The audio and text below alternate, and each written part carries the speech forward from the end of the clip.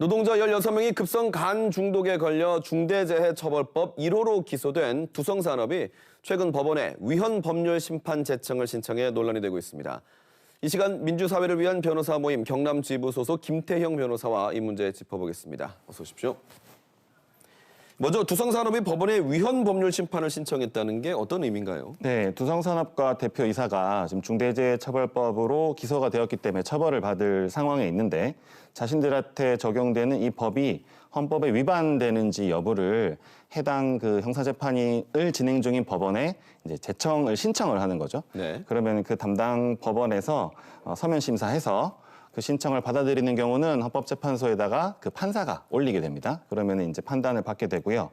진행 중인 형사재판은 정지가 되게 됩니다. 네. 만약에 법원에서 제청을 안 해주면 당사자가 직접 헌법재판소에 들고 갈 수 있는 방법은 있기는 있습니다만은 이 경우는 이제 형사재판이 중지되지는 않습니다. 두성산업이 이 위헌 법률 심판을 신청한 근거는 뭘까요?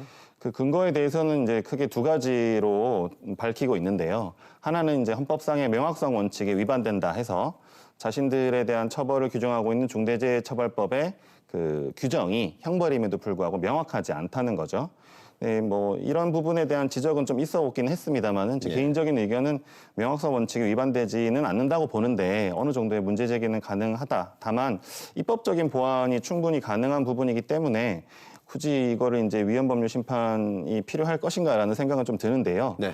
만약에 헌법재판소에서 저와 같은 의견이라면은 이제 변형 결정이라는 걸 해서 효력을 유지한 채 이제 입법적인 촉구를 할 수 있는 경우도 있습니다. 네.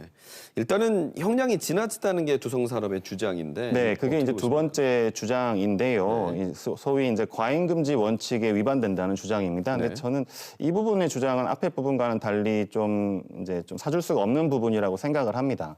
그 형벌 규정을 입법함에 있어서 양형을 얼만큼 하는가의 문제는 원칙적으로 입법 재량의 문제라는 것이 헌법재판소에서 이미 확고하게 밝히고 있는 부분이거든요. 예.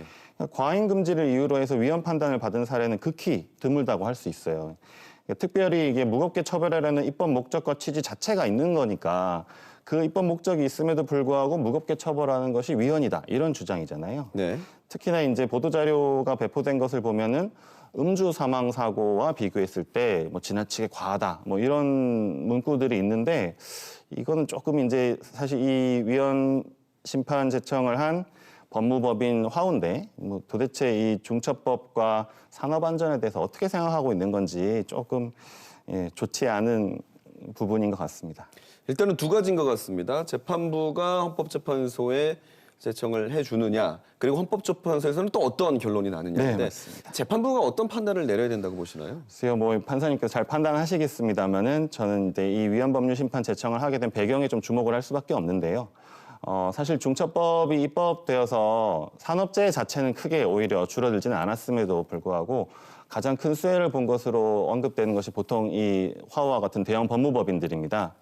중처법을 대비해야 된다라고 하면서 굉장히 이 법이 위험한 법인 것처럼 또 위헌인 것처럼 이렇게 이제 소위 공포 마케팅을 좀 해왔거든요. 예, 공포 마케팅이요. 네, 그리고 동시에 이제 이 법이 시행된 지 아직 1년이 채 되지 않았는데 그리고 처벌 1호 사례가 없잖아요. 예. 기소만 1호 사례가 있는 겁니다. 지금 그 조사는 수백 건이 되었습니다만은.